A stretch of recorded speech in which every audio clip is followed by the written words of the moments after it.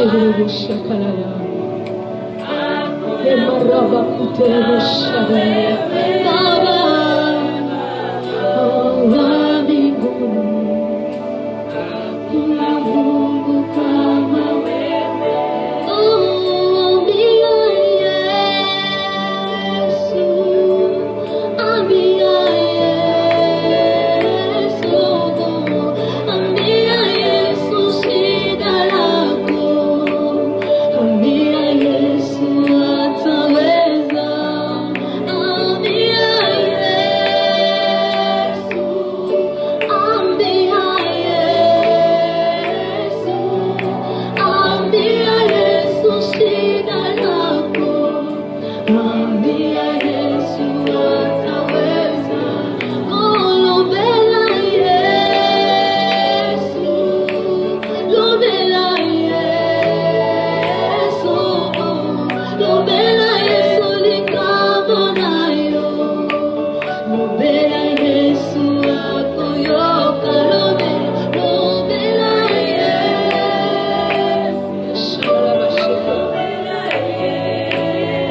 lobela Yesu kabonayo, lobela Yesu akoyoka. Ambia Yesu, ambia Yesu, ambia Yesu shida lako, ambia Yesu ataweza, ambia Yesu, ambia Yesu, ambia Yesu shida lako, ambia Yesu ataweza.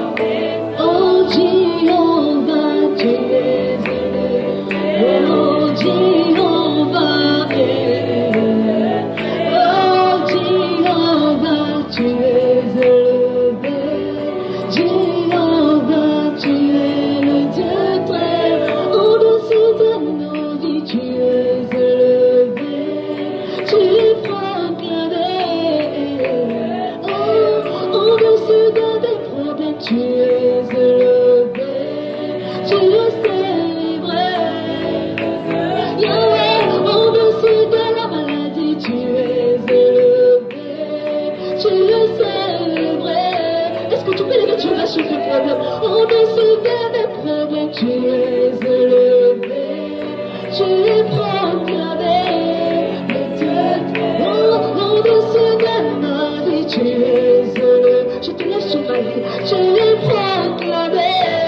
Rabba Shekinah, au-dessus de la magie, tu es élevé, tu es proclamé.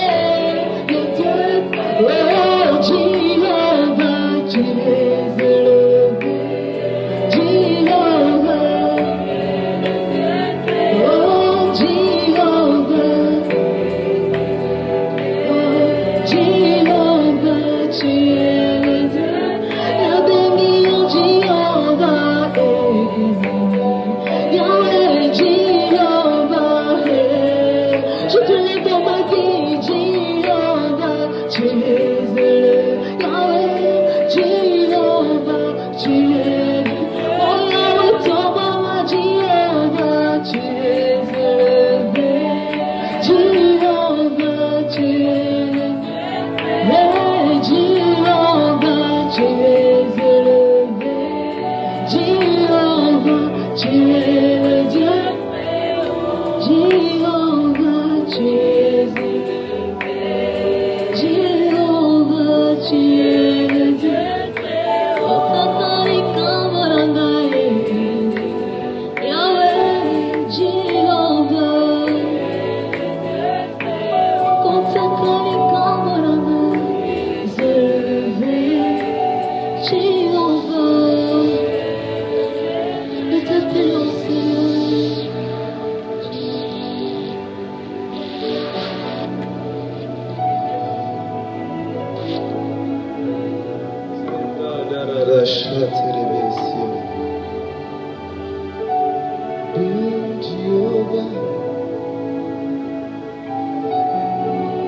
Jehovah,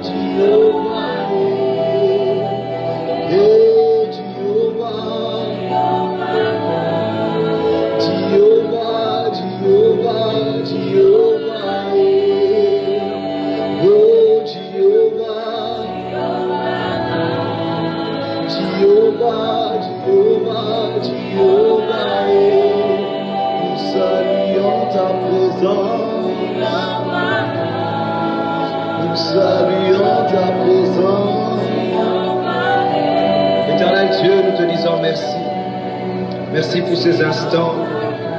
Merci pour ta gloire. Merci pour ta présence. Laisse que toi seul puisse être élevé. Que toi seul puisse être glorifié. Que tu puisses prendre la première place en ce lieu. Que tu puisses nous guider, que tu puisses nous conduire, que tu puisses nous parler. C'est pourquoi Adonai nous t'élèvons. C'est pourquoi Adonai nous t'acclamons. C'est pourquoi Adonai nous poussons de cris de joie. Est-ce que quelqu'un peut élever sa voix et commencer à acclamer le roi des rois? Est-ce que tu peux élever ta voix et acclamer celui qui a un nom au-dessus de tout nom? Est-ce que tu peux faire mieux que ça? Tu peux faire mieux que ça. Tu peux faire mieux que ça. Tu peux faire mieux que ça. Je disais, tu peux faire mieux que ça. Alléluia. Tu peux faire mieux que ça. Alléluia. Tu peux reprendre ta place. Qui est dans la joie d'être là ce soir? Je disais, qui est dans la joie d'être là ce soir? J'aimerais déjà te rassurer que le ciel nous fera énormément de bien ce soir. Je le répète, le ciel nous fera énormément de bien ce soir. Je ne sais pas pour toi, mais moi je sens déjà la bénédiction venir vers moi. Alléluia. Dis à ton voisin, bienvenue à l'atmosphère de gloire 2021.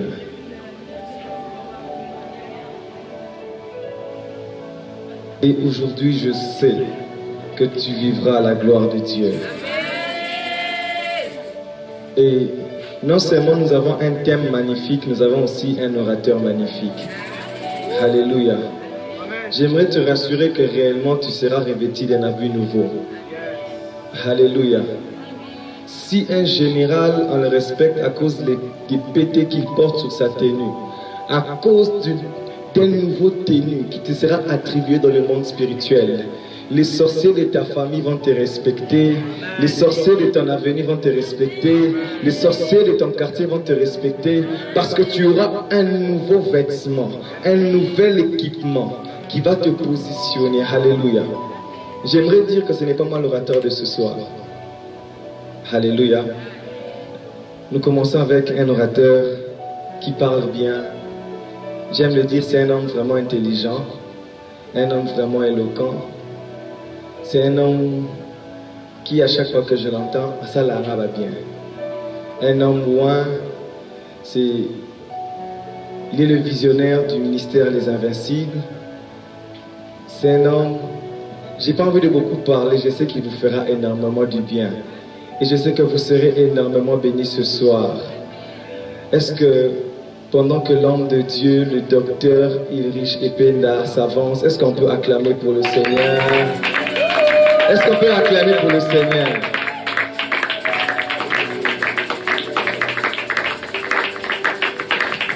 Alléluia. Alléluia.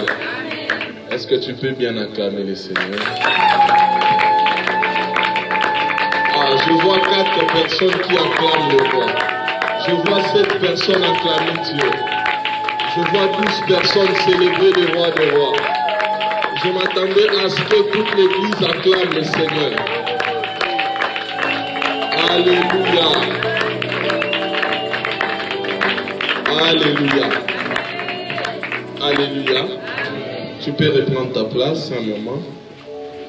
J'ai béni Dieu pour cette opportunité d'être là devant vous pour pouvoir partager la parole de Dieu. Et je célèbre aussi Dieu pour son serviteur, l'homme de Dieu, Daniel Sabiene, qui m'a invité pour pouvoir parler de la part de Dieu ce soir. La chair est tellement chère que lorsque quelqu'un vous fait confiance au point de vous laisser prendre parole, c'est une lourde responsabilité. Alléluia. Et j'ai prié Dieu qu'il passe par moi afin que la prière de ce soir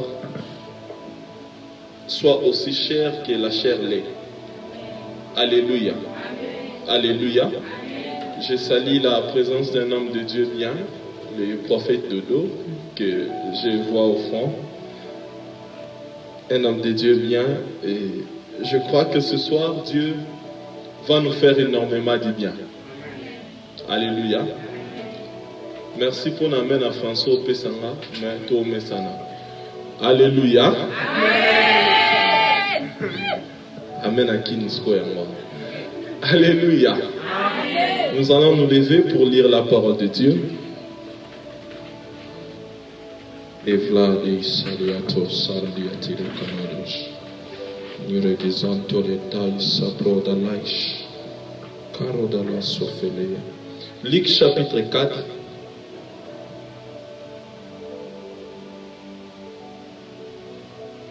Luc chapitre 4. Nous allons lire les versets premiers. Et puis on va prendre les versets 13 à 14. Luc chapitre 1er. Luc chapitre 4, les versets 1er. Et puis on va sauter. On prendra les versets 13 au verset 14. Je lis dans ma version seconde. La Bible dit: Jésus, rempli du Saint-Esprit, revint du Jourdain. Et il fut conduit par l'Esprit dans les déserts. Nous sortons, nous prenons le verset 13. Le verset 13 dit: après l'avoir tenté de toutes ses manières. J'aime ça, je le reprends. Après l'avoir tenté de toutes ses manières, le diable s'éloigna de lui jusqu'à un moment favorable. Verset 14. Jésus, revêtu de la puissance de l'Esprit, retourna en Galilée et sa renommée s'est répandue dans tous les pays d'alentour. Alléluia. On va prendre un deuxième texte dans Éphésiens. Éphésiens chapitre 6. Éphésiens chapitre 6, à partir du verset 11 au verset 17e. Éphésiens 6, le verset 11 au verset 17, la Bible dit: revêtez-vous de toutes les armes de Dieu, afin de pouvoir tenir ferme contre les ruses du diable. Car nous n'avons pas à lutter contre la chair et le sang, mais contre les dominations, contre les autorités, contre les princes de ce monde des ténèbres, contre les esprits méchants dans les lieux célestes.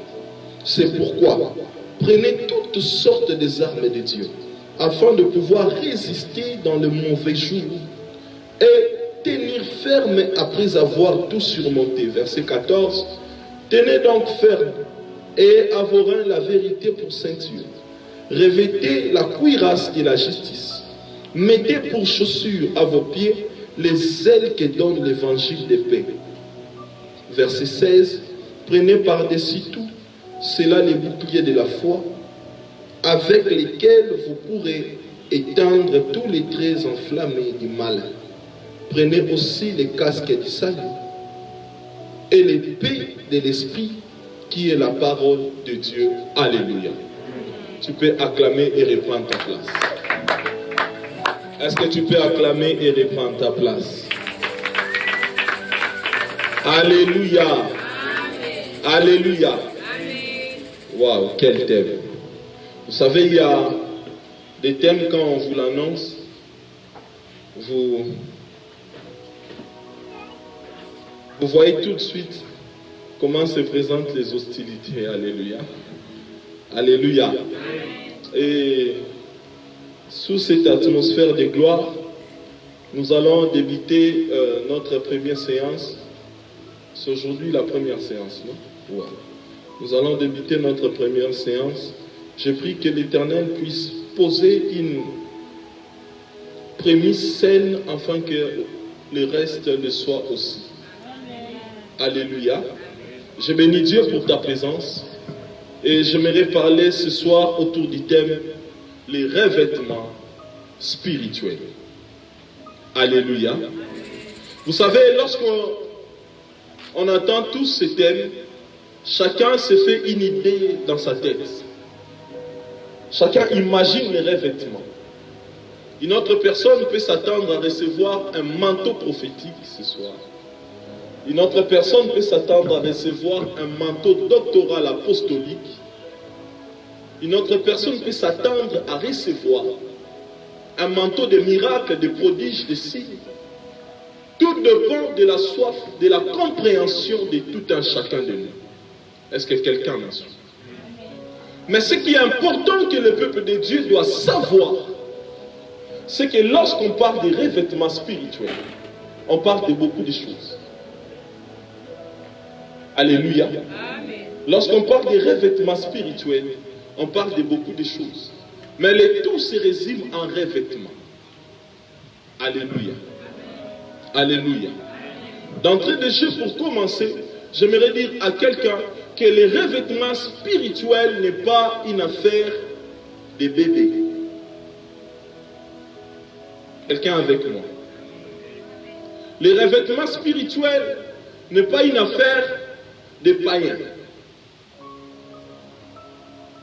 Pourquoi je dis ça? Parce que l'Église est l'endroit qui accueille à chaque fois les païens afin qu'ils se convertissent et qu'ils deviennent tous héritiers dans cet héritage que l'Éternel nous a légué.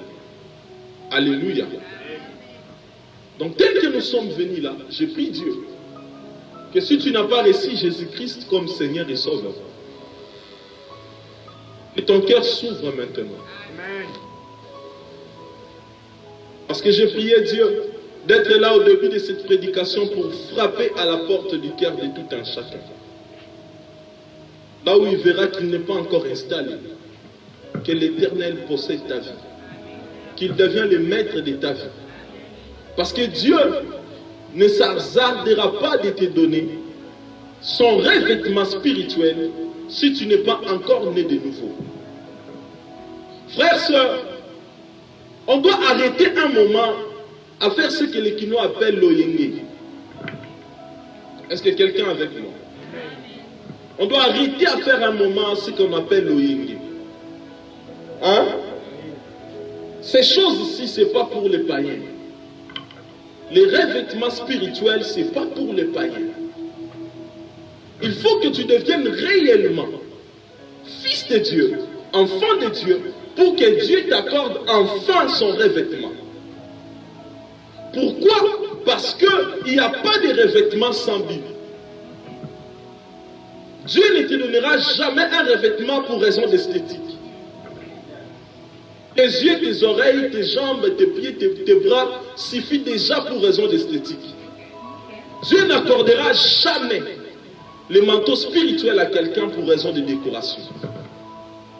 Lorsque Dieu t'accorde un manteau spirituel, c'est pour une mission.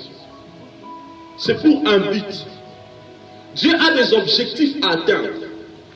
Nous voulons tous être revêtus spirituellement, mais nous devons accepter de remplir aussi la mission d'après laquelle l'Éternel nous a légué les revêtements. Est-ce que quelqu'un est avec nous? Est-ce que quelqu'un est avec nous? J'étais donc en train de dire que les revêtements spirituels, pour ceux qui appartiennent à Dieu, des revêtements pour ceux qui n'appartiennent pas à Dieu. Avant que je puisse aller très loin dans mon message de ce soir, j'aimerais être sûr et rassuré que nous appartenons tous à Dieu. Lorsque je parle ici d'appartenir à Dieu, je ne parle pas de quelqu'un qui fréquente l'église, ça fait 5 ans, ça fait 10 ans. Je ne parle pas d'une fille, d'un homme, je ne parle pas d'une mère, d'un papa qui aille à faire un discours selon lequel l'orateur était en train de dire Kolo Yesu Masia, Kotana Mote Mananga. Mais je parle à des gens qui sont conscients qu'il y a eu un jour, j'ai accepté de donner à Jésus mon corps, mon âme, mon esprit. Et il est devenu le maître de ma vie. Parce que Jésus, on ne le reçoit pas seulement comme sauveur. On le reçoit comme Seigneur et Sauveur. Et le Seigneur est le propriétaire. Donc quand tu reçois Jésus, il devient le propriétaire de ta vie qui est composée de 3 dimensions. Ton corps, ton âme et ton esprit. Et là, la grande question traverse les cœurs de tout un chacun pour pouvoir savoir, est-ce que ce que tu fais de ton corps là, c'est ce que le maître t'a recommandé?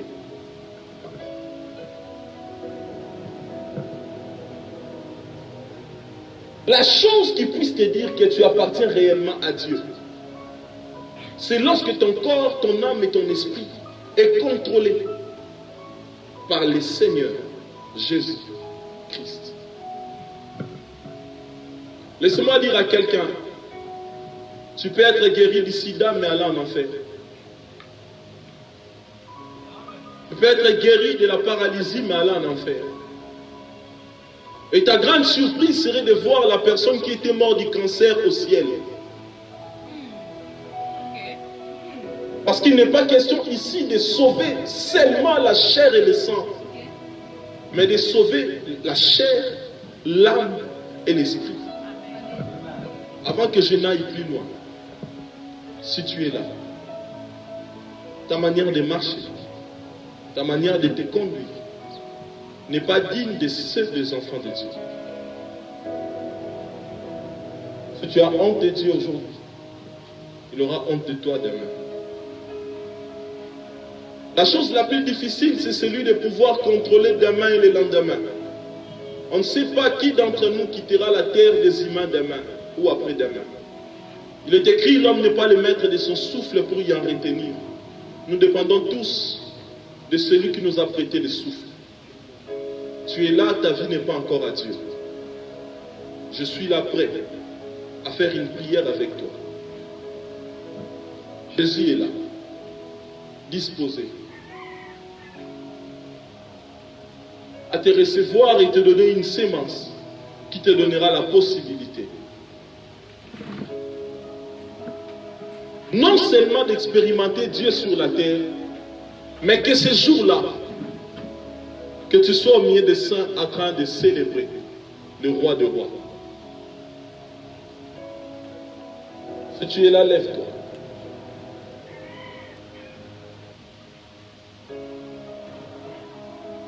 Avant que je puisse commencer le message de ce soir qui ne concerne que les enfants de Dieu, j'ai voulu commencer par toi.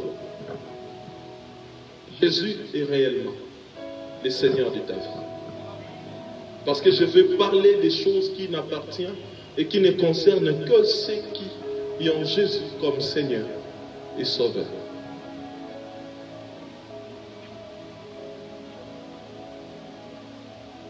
Avec le nombre d'années dans les ministères, le service à l'église ne m'effraie pas. Venir à l'église 10 ans ne m'effraie pas. Ta relation avec Dieu. Ta relation avec Dieu. Il y a quelques années, je crois que c'était en 2018, le prophète Grady Elohim a amené une maman qui était paralysée lors de Bethesda. J'ai prié pour elle, elle a marché instantanément. Mais en 2021, elle est morte. Elle a marché en 2018. Mais en 2021, elle est partie. La guérison, elle l'a reçue. Mais ce qui compte le plus, c'est la vie éternelle.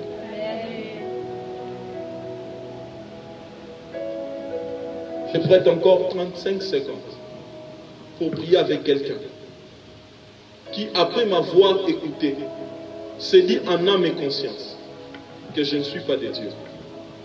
Ma manière de marcher, c'est que je fais de ma vie. Je ne suis pas encore enfant de Dieu. La preuve qu'on appartient à Dieu, c'est le début de ce qui constituait notre quotidien hier.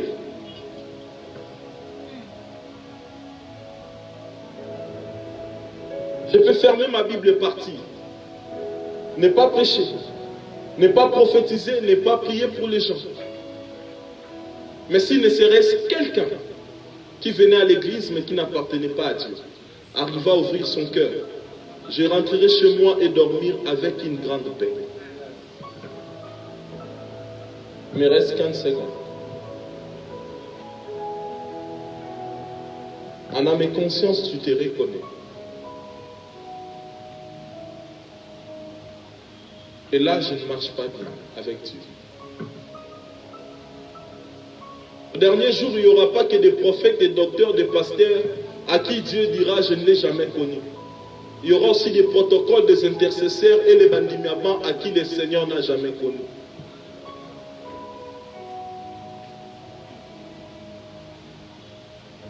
Je te prête encore 10 secondes.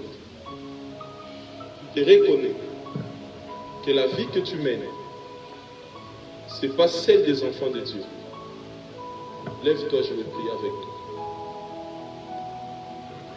Sinon, si tu embarques avec nous dans cet avion, lorsqu'on va décoller, tu seras un spectateur. Tu ne profiteras de rien. Ça ne concerne que ceux qui appartiennent à Dieu. Et là, je présume que nous sommes tous des dieux. Et je peux démarrer mon avion, comme ça on peut décoller. Ah, tu n'es pas d'accord? Alléluia. Alléluia. Les revêtements spirituels. Vous savez,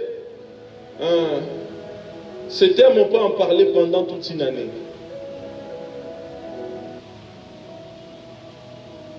Les premiers revêtements que nous recevons de Dieu, c'est le jour où tu as accepté Jésus-Christ comme Seigneur et Sauveur. Et ce revêtement s'appelle Jésus.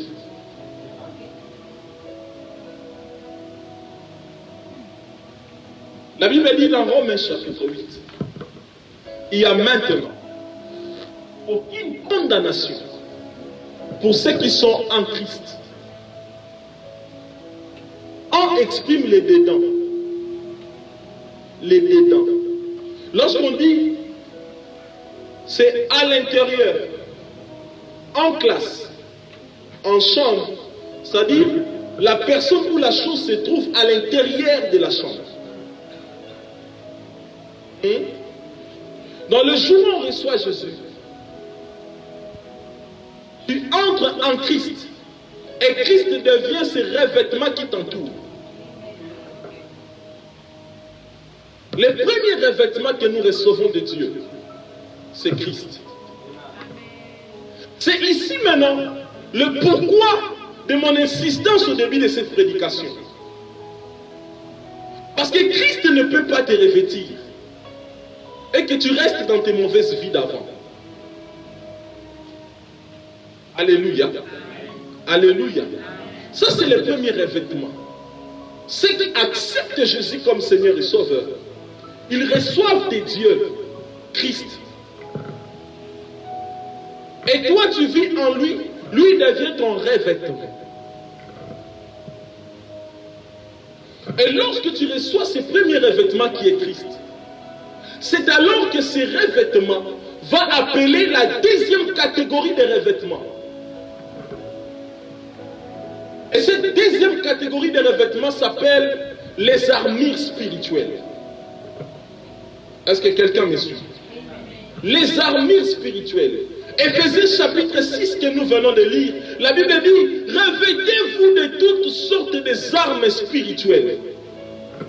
Alléluia. Revêtez-vous de toutes les armes spirituelles. Éphésiens nous dit au chapitre 6e. Et ces armes spirituelles sont pour nous des revêtements offensifs et défensifs. Les deuxièmes revêtements que nous recevons de Dieu, ce sont des armures spirituelles.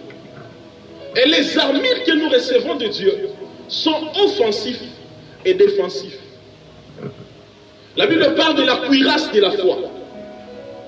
Lorsque les soldats allaient en guerre, ils mettaient des cuirasses. Une couche de cuir qui empêche à une flèche qui est venue avec de faibles vitesses de te pénétrer. Une couche de cuir qui empêche à une épée qui est venue avec une vitesse faible de ne pas te pénétrer. La Bible parle de la cuirasse de la foi. C'est comme ça, on reconnaît ceux qui ont reçu ces revêtements lors des épreuves. Lorsque tu es en train de traverser les situations difficiles, pour certains d'entre nous, il est possible de reconnaître son problème sans pour autant activer le prophétique. Son visage traduit tout ce qu'il est en train de traverser. Et les avertis diront, cet homme n'a pas encore de revêtements. Alléluia. Parce que lorsqu'on est revêtu de cette armure qu'on appelle cuirasse de la foi, on est en train de vivre le contraire de sa réalité. Et ce que nous professons semble être de la folie aux yeux de ceux qui sont intellectuels et rationnels. Lorsque le médecin te dira ton cancer a atteint un point que tu ne peux pas guérir, là maintenant on ne peut rien faire. Il entendra quelqu'un qui est revêtu de la cuirasse de la foi lui dire je ne mourrai point, je vivrai. Lorsque ta situation financière, ta situation, je ne sais pas, académique deviendrait très critique, les gens diront il faut laisser. Ton cas devient compliqué, quelqu'un dira les afflictions du temps présent, les souffrances actuelles ne sauraient être comparées à la gloire à venir que l'Éternel m'a réservée. Ça c'est le revêtement de la foi. Dans cette deuxième catégorie des revêtements que nous recevons de Dieu, les armures, il y a les casques du salut. Beaucoup lisent seulement les casques du salut, ils ne comprennent pas il s'agit de quoi exactement. Lorsqu'on parle du casque du salut, on parle de ce que Hébreu dit, une ferme assurance. C'est-à-dire, l'espérance que tu as en Dieu est devenue tellement ferme au point que ça constitue un casque sur ta tête. Et ta tête ne peut pas accepter n'importe quoi. Tu n'acceptes que ce que la Bible te dit et ce que Dieu t'a parlé au travers de prophéties, de visions, de songes et de paroles de connaissance. Et beaucoup négligent cette deuxième catégorie de revêtements. Ils veulent sauter à la troisième. Et lorsque vous sautez la deuxième catégorie de revêtements, frères, vous allez manifester l'onction aujourd'hui et mourir dans une honte extrême. Je vais vous expliquer pourquoi. La Bible parle dans cette deuxième catégorie de revêtements de la ceinture de vérité.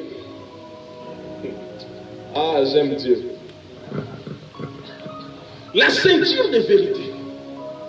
La Bible dit, prenez la vérité pour ceinture. Vous savez, la conjugaison de la Bible, son orthographe n'est pas à négliger. Pourquoi la Bible ne dit pas que prenez la vérité pour lunettes? Mais la Bible dit prenez la vérité pour ceinture.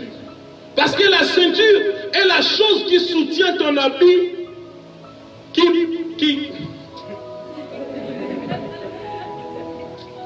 Alléluia. Et lorsqu'on enlève la ceinture, l'habit ne peut pas tenir. Ça tombe. Et c'est ta nudité qui est mise à découvert.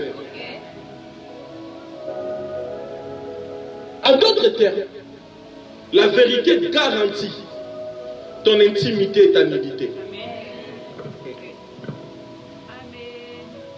Mais lorsqu'il n'y a plus de vérité, c'est ton intimité et ta nudité qui est exposée. J'ouvre une parenthèse que je vais refermer rapidement. Vous savez pourquoi, prophète? Les gens ont pris plaisir à vivre dans la débauche, dans des choses bizarres que Dieu n'autorise pas, mais ils n'ont pas honte d'assister dans nos réunions prophétiques. Parce que lorsqu'ils arrivent, on arrive à les détecter. Mais tout ce qu'on prophétise sur eux, c'est que Dieu t'a donné la victoire. Dieu t'a donné un voyage, un mariage. C'est vrai, c'est Dieu qui l'a dit. Mais ce qu'ils ne savent pas, Dieu tient tellement à l'intimité de quelqu'un qu'il les cache pendant longtemps le temps pour lui de régler avec toi en intimité. À chaque fois que tu enlèves ta ceinture, l'Éternel vient par les conseils du Saint-Esprit te les remettre. Et plus tu l'enlèves, le Saint-Esprit te les remet. Plus tu l'enlèves, tu les remets. Un jour, Dieu dira, puisque l'humilité ne lui a pas permis de revenir vers moi, l'humiliation l'aidera de revenir vers moi. Il enverra un prophète comme moi. Je te regarderai. Et je te dirai, c'est papa, et j'enlèverai pas les micros ce jour. Tout le monde saura ce que tu fais. Et c'est alors que Dieu va te suivre après les cultes. Tu vois, je te disais de laisser ça. Mais tu n'as pas voulu. Et là, Dieu va te récupérer. Et j'ai pris Dieu que ce jour-là, que tu ne sois pas sous les jougs de l'envoûtement. Parce que si ces choses-là t'arrivent, au jour où tu serais sous les jougs de l'envoûtement, le diable te dira, tu vois, on t'a humilié, il faut fuir. Kende met trop bas. Ta vie serait détruite. Est-ce que je peux avancer? Ah, je ne serai pas gentil ce soir. Alléluia.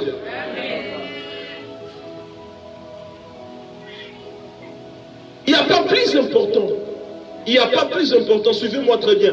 Il n'y a pas plus important que les deux premières catégories de revêtements que nous recevons de Dieu. 1. Christ. 2.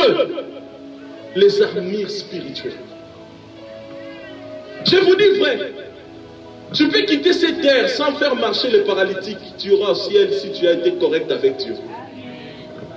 Mais quel gâchis, quel gaspillage de prophétiser, de faire marcher les paralytiques, puis aller en enfer. Alléluia. Alléluia. Les casques du salut. Les casques du salut t'aidera beaucoup, frère. Lorsque les gens viendront pour te dire, est-ce que tu sais que dans le ministère, si tu n'attends seulement que Dieu te donne l'argent pour bâtir des grands temples, ça ne viendra pas. Ça viendra avec l'argent des femmes qui te font la cour. Frère, lorsque tu n'as pas les casques du salut, ça va entrer en toi et ça va te détruire. La Bible dit, nous ramenons toute pensée captive à l'obéissance du Christ. Ceux qui portent les casques du salut, lorsque de tels propos arrivent à leurs oreilles, ça n'entre pas. Et te dit, na casque, ça part. Alléluia. Alléluia. Ah. Il souffla des rats, des chutes et des plats de devant. Les armures sont des revêtements que nous avons besoin, frère. C'est le genre de revêtements que tu as besoin. Et la Bible parle parmi ces armures des ailes de l'évangile qu'on doit porter comme sandales à nos pieds. C'est une armure rare à nos jours parce que les gens ne portent plus les ailes de l'évangile.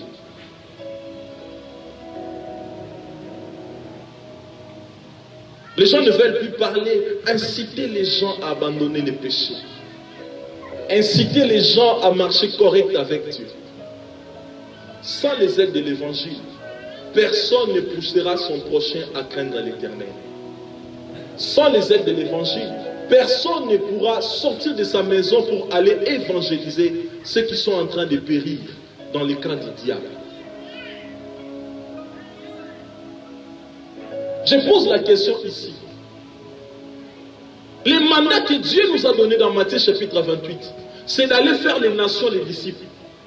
Je te pose la question, ne me réponds pas. Mais Dieu est en face de toi. Toi, tu as été gagné, tu es devenu chrétien.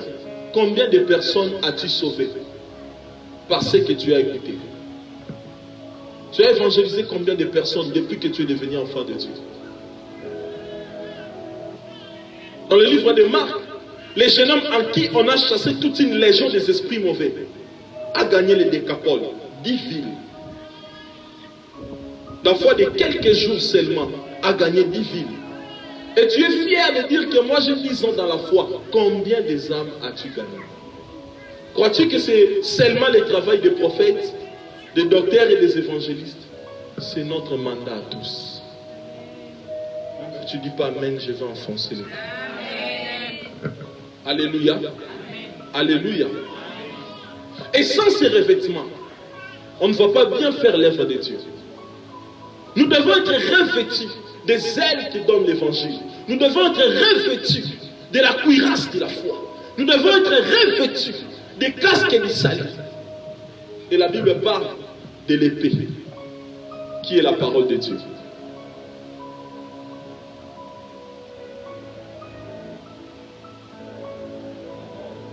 L'épée qui est la parole de Dieu.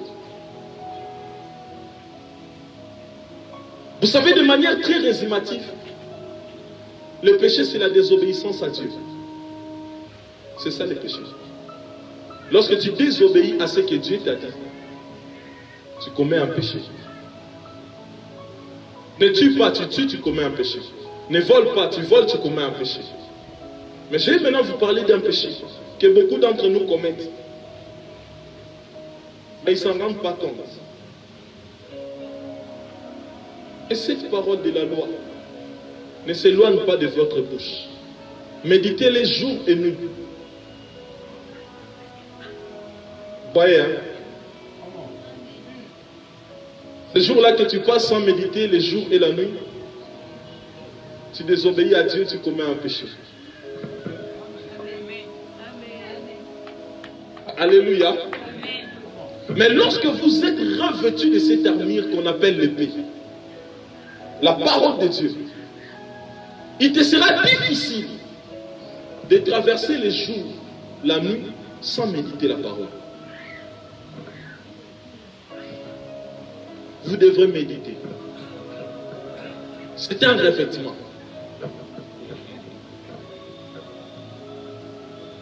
Je vais vous dire quelque chose rapidement. Bientôt, le vent de la voyance va passer. Retenez ce que je vous dis. Bientôt, le vent de la voyance va passer. Il viendra un vent compliqué et difficile pour l'Église. Ça sera le vent de la connaissance. Retenez ce que je vous dis. Je vous parle en prophète. Le vent de la connaissance va commettre beaucoup de dégâts plus que celui de la voyance.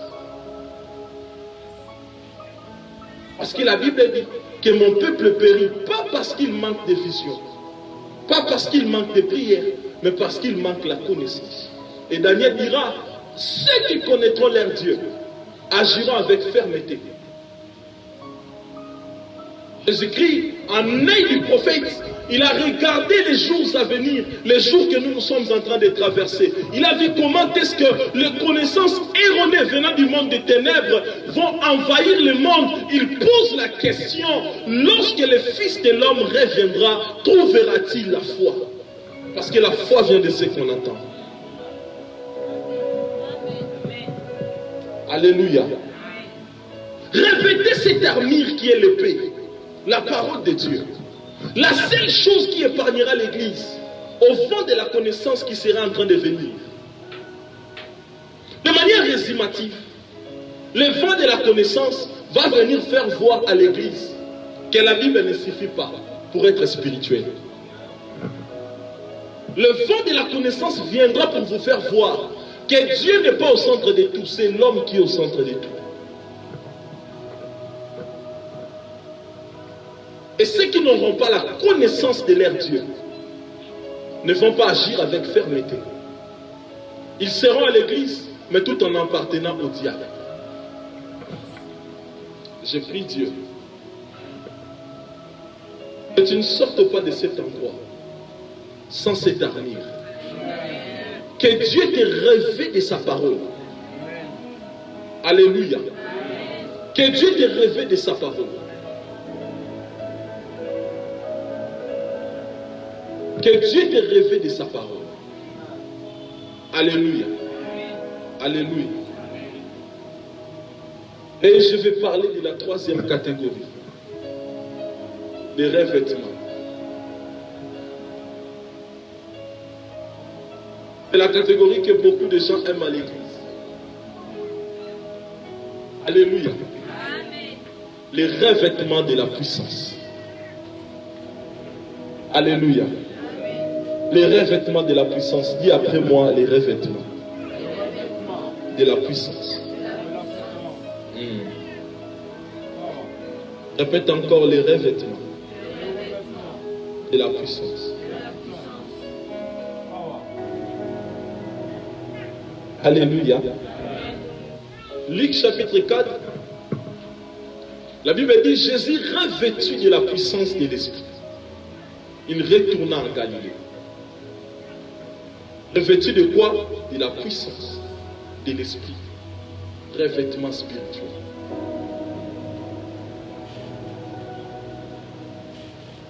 La question que vous devrez vous poser en premier lieu, c'est de savoir, revêtu de puissance, est-ce qu'avant, il n'avait-il pas de puissance? Lui qui est Dieu.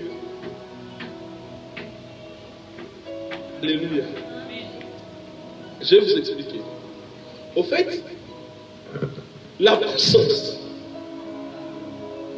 on les reçoit par une chute logique. C'est quoi la chute logique?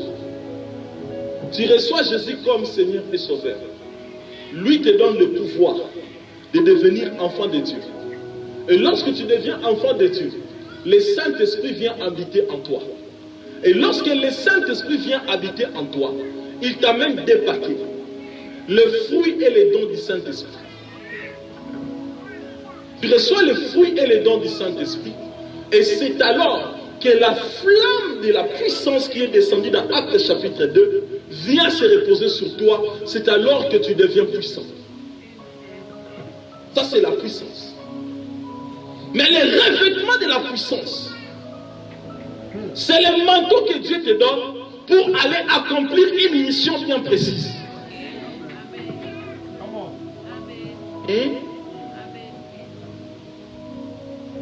C'est-à-dire, Dieu voit que dans les jours qui sont en train de venir, il y a une mission que tu dois exécuter, mais cette mission-là te demande une puissance particulière dans ce domaine-là. C'est alors qu'il te révèle de cette puissance. Mais j'aimerais parler de quelque chose ici avant d'entrer en profondeur du revêtement de la puissance. Est-ce que tu peux aller avec moi? Tu peux aller avec moi. L'histoire ne commence pas seulement que Jésus revêtu de puissance. Luc chapitre 4, la Bible dit Jésus rempli de l'Esprit, puis amené par les diables pour être tenté. C'est que dans le schéma logique, tu ne peux pas être revêtu de la puissance si tu n'es pas rempli de l'Esprit. Il faut que tu sois au préalable rempli de l'Esprit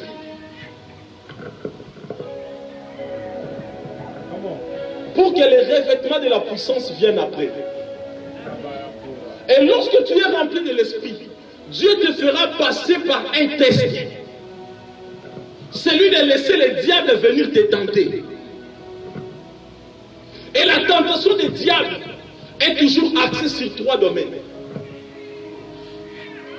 La chair de l'homme, les manger, les vêtements, la voiture, la maison, tout ce qui tourne autour de la chair. La première tentation du diable est axée autour de la chair de l'homme. Il est venu tenter le Christ. Il lui dit, si tu es vraiment le Fils de Dieu, tu viens de passer 40 jours, 40 nuits, affamé en train de prier. Tu es revêtu de l'Esprit, c'est bien, mais tu es affamé, tu as la puissance. Dis seulement à cette pierre de se transformer en un pain et puis tu vas manger, tu n'auras plus faim. C'est ici que tu comprends l'importance du revêtement de la deuxième catégorie. L'épée, la parole. Jésus rétorque à Satan. Il dit, l'homme ne vivra pas du pain seulement, mais de toute parole qui vient de Dieu. Sais-tu pourquoi tu succombes souvent à des tentations? Parce qu'en toi, il n'y a pas les revêtements qu'on appelle armure spirituelle. Il n'y a pas l'épée de la parole. Certaines tentations, tu n'as pas besoin d'aller trop loin. Lorsque ça vient, tu récites seulement ce que la Bible te dit et puis ça part. Jésus a rétorqué en disant, l'homme ne vivra pas du pain seulement, mais de toute parole qui vient de Dieu. Lorsqu'il a senti que dans l'axe du manger, ça n'a pas marché, il change d'axe. Il quitte la chair. Il vient maintenant dans l'axe de la gloire et de la renommée. La Bible dit, il lui amena dans les hauteurs. Il lui fait voir la ville. Il dit, si seulement tu te prosternes devant moi, je te donnerai tout ça. Cette gloire, tu l'auras. Oh mon Dieu.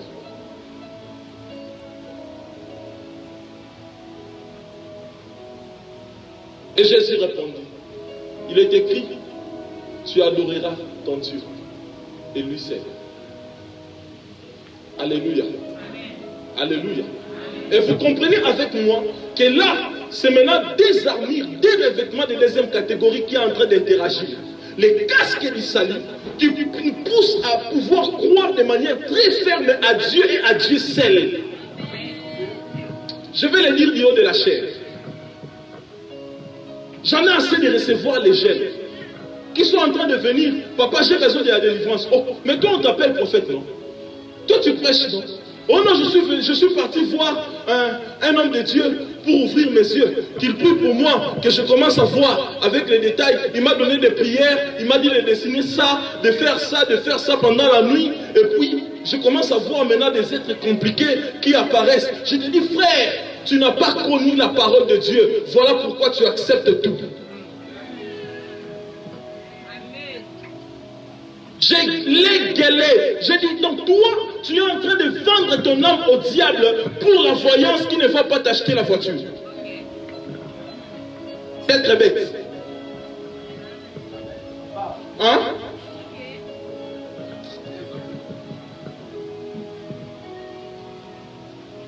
Quelqu'un dira, il est contre ces choses.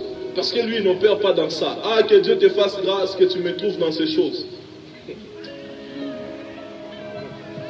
Alléluia. Amen. Nous sommes dans ces choses même. Nous sommes contre ceux qui exercent ces choses à l'église avec l'esprit du malin.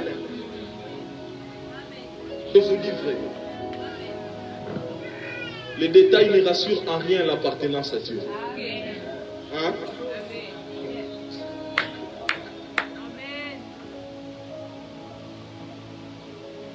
Le diable lui dit, je te donnerai tout ça. À cause de la gloire, les gens sont prêts à côté de Yesu. Quand il passe en gloire, il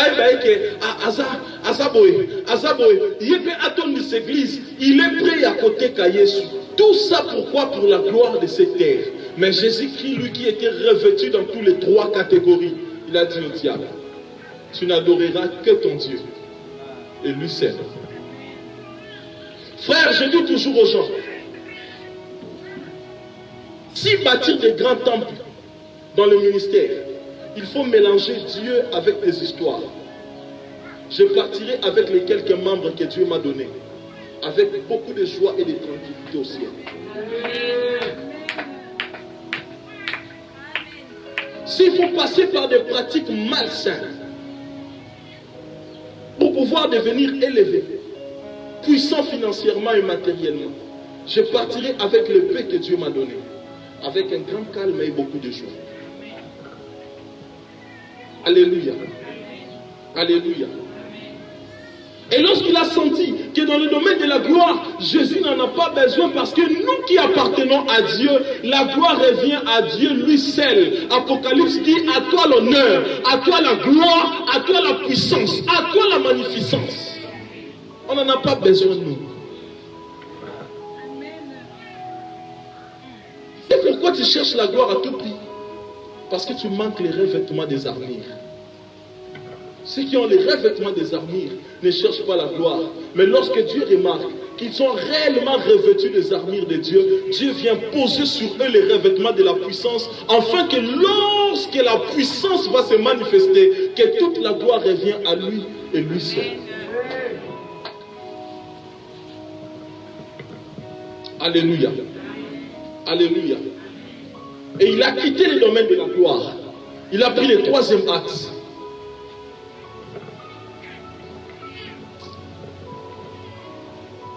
Il dit, tu es dans les autels, tu peux te jeter par terre. Tu ne vas pas te blesser. Il est écrit que les anges ne permettront pas que ton pied heurte la terre. Les diables tirent un passage de la Bible. Ils donnent ça à Jésus.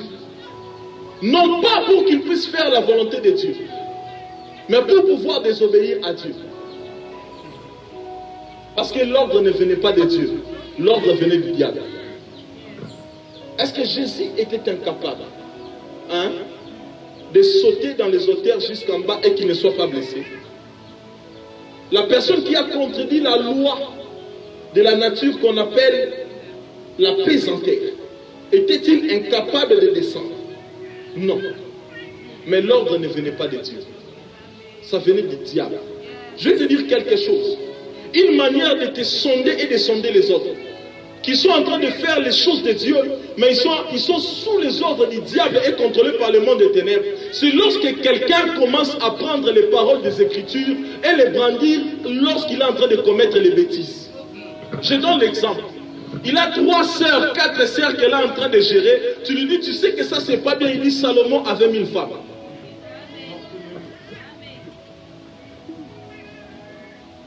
Il prend la bière, tu dis, mais frère, pourquoi tu prends la bière? La Bible dit, ne vous enivrez pas. Il dit, frère, Paul a conseillé à son petit, un peu de vin pour ta santé. D'ailleurs, Christ d'abord lui-même, le premier miracle dans la Bible est mentionné. Il a changé l'eau en vin, frère. Il commence à prendre les paroles des Écritures pour pouvoir couvrir et défendre ses bêtises.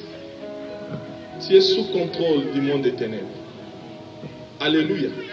Mais les gens qui sont revêtus des armures spirituelles, lorsque les diables commencent à tirer la parole de Dieu pour en faire mauvais usage, ils utilisent l'épée qui est la parole de Dieu pour pouvoir recadrer les diables et ses rives.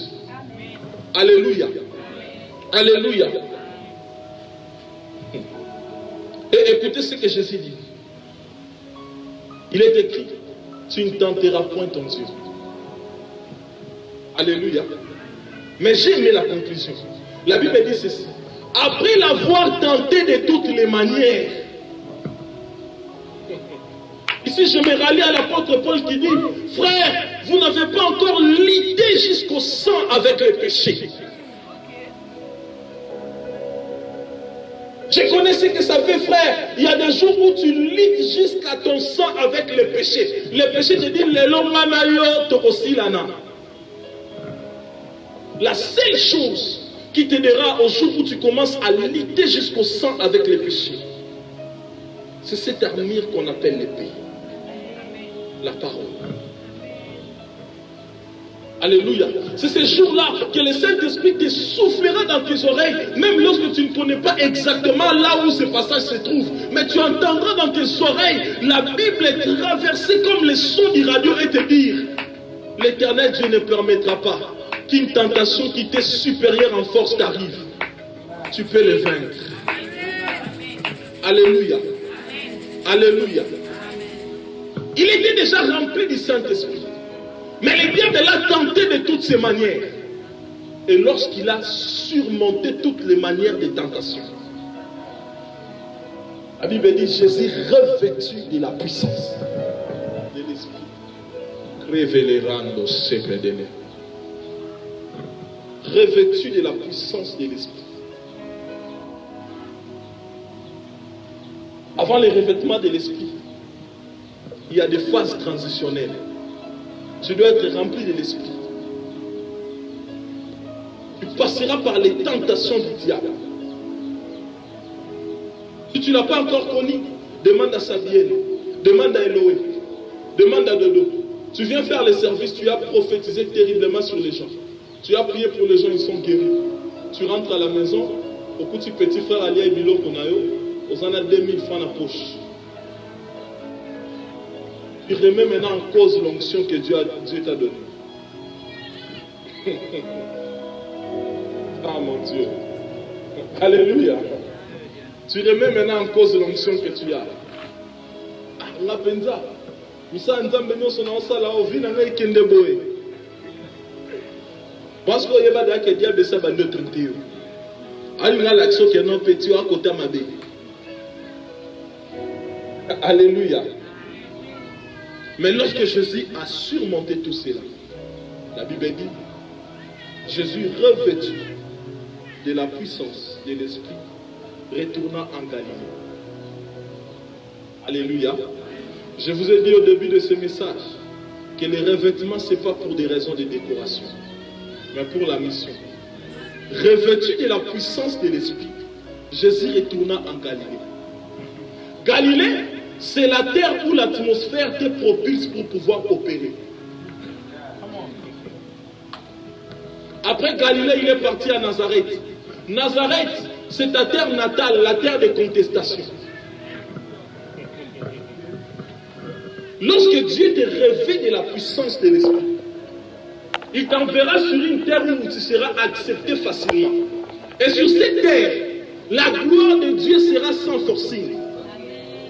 Pourquoi? Et la Bible dit, et lorsqu'il était revêtu de l'Esprit, il retourna en Galilée, sa renommée dans le pays d'alentour. Dieu t'enverra d'abord dans la terre où tu seras accepté, dans la terre où l'atmosphère est propice pour pouvoir opérer, afin que les gens qui sont de loin écoutent ce que tu sais faire. Que les gens voient ce que tu es. Qu'ils sachent qu'il y a quelque part un homme qu'on appelle Eloé. Il y a quelque part un homme qu'on appelle Blandine, qu'on appelle Natacha, une femme, quelque part. Il y a quelqu'un. Ça, c'est ce que le revêtement de l'Esprit fait. Alléluia.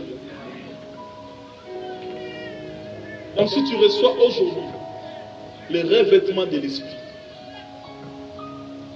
Dieu t'enverra dans un terrain, dans un domaine, où le revêtement que tu as reçu de lui va faire des choses étonnantes. Afin que les gens t'acceptent et que ta renommée commence à se propager aux alentours. Que ta renommée commence à se propager. Et après, avec le même revêtement que tu reçois de Dieu, il t'enverra à Nazareth, la terre de contestation. Alléluia. Il t'enverra à Nazareth, la terre de contestation. À Nazareth, c'est l'endroit où on voudra te jeter dans les ravins, comme on a voulu faire avec Jésus. Mais tu leur passeras au milieu. Je pose la question. Lorsque vous lisez cette partie-là, vous ne vous rendez pas compte de quelque chose qui vous passe inaperçu. On prie Jésus avec son revêtement de la puissance. Toi, tu dis des blasphèmes, tu ne bois qu'un ravin. Mais comme il y a un ravin, tu ne bois qu'un ravin. À l'équipe, on a mis. Et les candidats, ils ont change basuyo. Tumbaye. Comme une place pinezali. Pelisi pine. Kandio basinga. Au l'équipe, on a 4 cas. La Bible vous épargne de certaines choses. Pour le passer au milieu, soit il faut qu'il devienne immobilisé, comme au jour de la résurrection sur la tombe de Jésus, ce qui était arrivé aux gardes qui étaient assis sur le... La Bible dit ils devinrent comme morts, incapables de bouger, ou soit tu deviens transparent.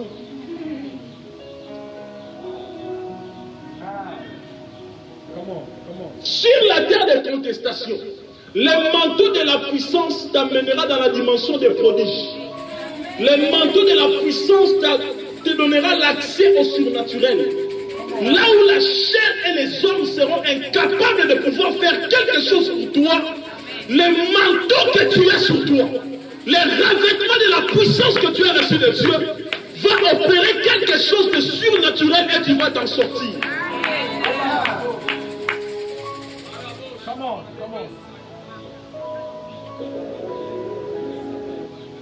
Nous ne voulons pas de ces revêtements pour rien. Il y a de l'importance. Lorsque je me retrouverai dans l'impossibilité de pouvoir faire quelque chose, lorsque ma famille, mes connaissances seront incapables de pouvoir faire quelque chose, aïe aïe aïe, je serai devant une multitude de personnes. Et les alliances que David va travailler, lui qui dit, avec mon Dieu, je transperce les murailles. Frère, j'ai prié Dieu, j'ai demandé à Dieu, et qui donne les sous ne les sauvera. Si les difficultés de ta vie s'étaient érigées en miraille, si ma sauvaléa, si les célibats, si le chômage, tous les problèmes que tu as dans ta vie, si cela devient pour toi dur comme un mur de l'érable, au point que tu ne peux pas passer, la seule chose dont tu as besoin ce soir, c'est le revêtement de la puissance. Parce que le revêtement de la puissance libère le surnaturel à l'impossible. Sonolisa. Le revêtement de la puissance libère le surnaturel devant l'impossible. Et aujourd'hui, ce qui paraît impossible devant les économistes, devant les médecins, devant les juristes, aujourd'hui deviendra possible, pas grâce aux hommes, mais grâce au revêtement spirituel que tu reçois de Dieu dans quelques minutes. Alléluia. Alléluia. J'ai suffisamment prêché ce soir. J'ai suffisamment prêché ce soir. Mais nous sommes venus en ce lieu pour être revêtus. Et particulièrement ce soir, de la puissance. Revêtus de la puissance.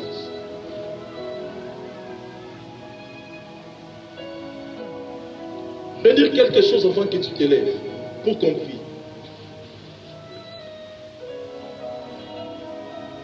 Les revêtements, c'est comme un habit. Lorsque tu les mets,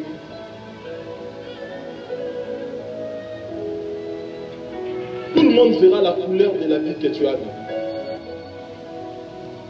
Et chaque habit a son odeur. Même lorsqu'on ne l'a pas parfumé. Alléluia. Alléluia. Lorsque tu reçois les revêtements de la puissance, ces revêtements produira tous ces effets. J'aimerais dire quoi ici? C'est que tu serais en train de déranger certaines personnes tout en ne pas savoir ce que tu es en train de faire. Ta présence est en train de déranger. Parce que la puissance n'agit pas seulement comme les lunanis. Des fois, ça ne brutalise pas. Mais ça commet des dégâts. Alléluia. Alléluia.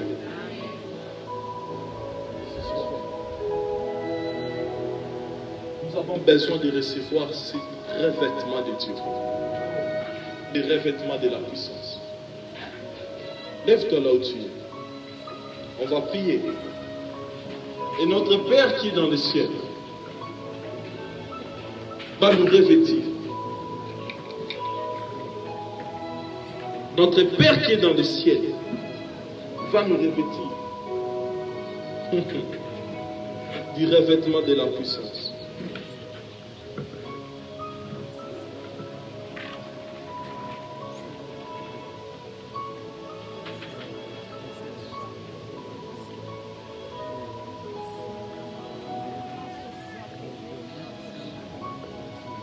Notre Père va nous revêtir de sa puissance. Les revêtements de la puissance. Notre Père va nous revêtir de sa puissance.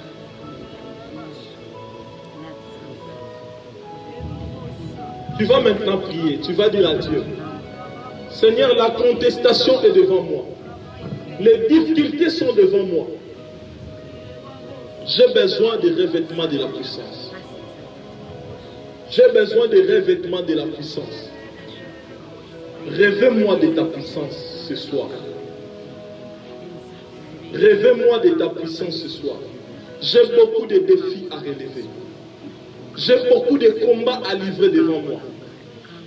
Je veux un manteau. Rêvez-moi de ta puissance. Élève ta voix, commence à prier. Notre Père qui est dans les cieux.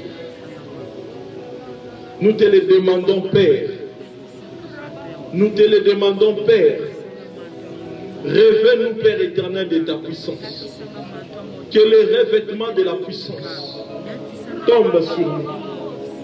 Que les revêtements de la puissance tombent sur nous. Que les revêtements de la puissance tombent sur nous.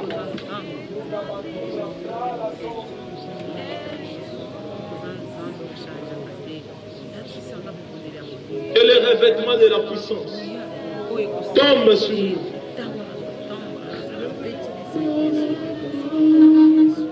Tu m'amènes, tu m'amènes dans les profondes de ta sainteté. Tu m'amènes. On dit gloire, gloire, gloire. Pour la vache près de l'État. Pour les bras de l'émande, les bras de la soute, les bras. Tu m'amènes.